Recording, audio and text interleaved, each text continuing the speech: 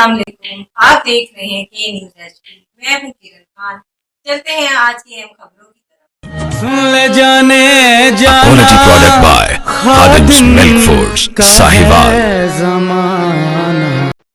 आप देख रहे हैं के न्यूज चैनल इंटरनेशनल। हमारे साथ रहिए। उकाड़ा की तहसील रिनाला खुर्द नवाही गांव 10-1L में 17 साल लड़के से मुबैना जिनसी ज्यादती के मुकदमे पर मुतासरा खानदान खवातीन सरापा एहतजाज। मुजाहिरीन का कहना है कि बासर मुलजिमान को गिरफ्तार करके इंसाफ फराहम किया जाए। मुतासरा खानदान के मुताबिक थाना सदर रिनाला खुर्द में मुकदमा नंबर 266/26 दर्ज किया गया, जिसमें 4 अफराद को नामजद किया गया। इनका दावा है कि मुतासरा लड़के को 2 साल तक मुबैना तौर पर जिनसी ज्यादती, ब्लैकमेलिंग और काबिल एतराज वीडियोस के जरिए हिरासा किया जाता रहा। खानदान का कहना है कि 2 मुलजिमान को गिरफ्तार किया गया, ताहम दीगर मुलजिमान को कानूनी रिलीफ मिलने पर उन्हें शदीद तहफ़्फ़ुज़ात हैं। एहतजाज में शरीक वालिदैन और खवातीन ने मुतालबा किया कि मुकदमे की शफ़ाफ़ तफ्तीश की जाए, तमाम नामजद मुलजिमान को गिरफ्तार किया जाए, मुलजिमान के मोबाइल फोन्स का फोरेंसिक करवाया जाए और अगर मज़ीद शवाहिद मौजूद हों तो इन्हें भी तहकीकात का हिस्सा बनाया जाए।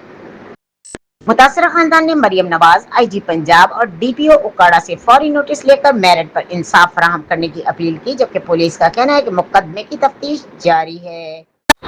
मेरे बच्चे नाल ज्यादती हुई है, मेरा बेटा हमाद ओहदे नाल ज्यादती हुई है। ਅਸੀਂ 10 ਨਾਲ ਦੇ ਰਹਿਸ਼ੀ ਹੈ। ਮੁਲਜ਼ਮਾਂ ਨੇ ਉਹਦੇ ਨਾਲ ਜ਼ਿਆਦਤੀ ਕੀਤੀ ਹੈ, ਉਹਨੇ ਵੀਡੀਓ ਬਣਾ ਕੇ ਵਾਇਰਲ ਕੀਤੀ ਹੈ। ਸਾਨੂੰ ਬਲੈਕਮੇਲ ਕਰਦੇ ਨਾਲ ਸਾਨੂੰ ਮਾਰਨ ਜਾਣ ਤੋਂ ਮਾਰਨ ਦੀਆਂ ਧਮਕੀਆਂ ਦਿੰਦੇ ਨੇ। ਤੇ ਸਾਡਾ हुकूमत पंजाब मरियम नवाज ਦੇ ਅੱਗੇ ਗੁਜ਼ਾਰਿਸ਼ ਹੈ ਕਿ ਸਾਨੂੰ ਇਨਸਾਫ ਮਿਲਿਆ ਜਾਏ। मेरा नाम हमाद है, मैं 10 का रहशी हाँ।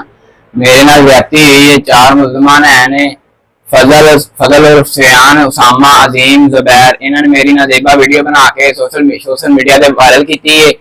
तो सानू मारन दी धमकियां भी देंदे ने, असीं मुकदमा भी दर्ज कराया ते तो सारे सानू कहंदे ने सुलह कर लो, इंज होएगा तुहाडे नाल। ते सानू अपील है, सानू इंसाफ दिता जाए।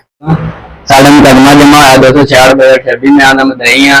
पुलिस ने 2 बंदे फड़े सी, एक बंदे नूं 18 दिनों बाद उकाड़े डिमोशन कर दिता ते एक नूं 23 दिनों बाद छड्ड दिता बगैर गिरफ्तारी तो। ਅਸੀਂ ਜਾ ਕੇ ਤਫਤੀਸ਼ ਨੂੰ ਪੁੱਛਿਆ ਤੂੰ ਕਿਉਂ ਛੱਡਿਆ, ਉਹਨੇ ਕਿਹਾ ਮੇਰੀ ਮਰਜ਼ੀ, ਮੈਂ ਛੱਡਾਂ ਨਾ ਛੱਡਾਂ ਤੁਹਾਡੇ ਕੋਲ ਪੁੱਛ ਕੇ ਛੱਡਣਾ। ਤੇ DPO ਕੋਲੇ ਵੀ ਗਿਆ ਸੀ, ਉੱਥੇ ਵੀ ਬਹਿ ਕੇ ਆ ਗਿਆ, ਕਿਸੇ ਨੇ ਸਾਡੀ ਗੱਲ ਨਹੀਂ ਸੁਣੀ। ਤੇ ਸਾਡੀ ਮਰੀਮ ਨਵਾਜ਼ ਅੱਗੇ ਅਪੀਲ ਹੈ ਕਿ ਸਾਨੂੰ ਇਨਸਾਫ ਦਿੱਤਾ ਜਾਵੇ।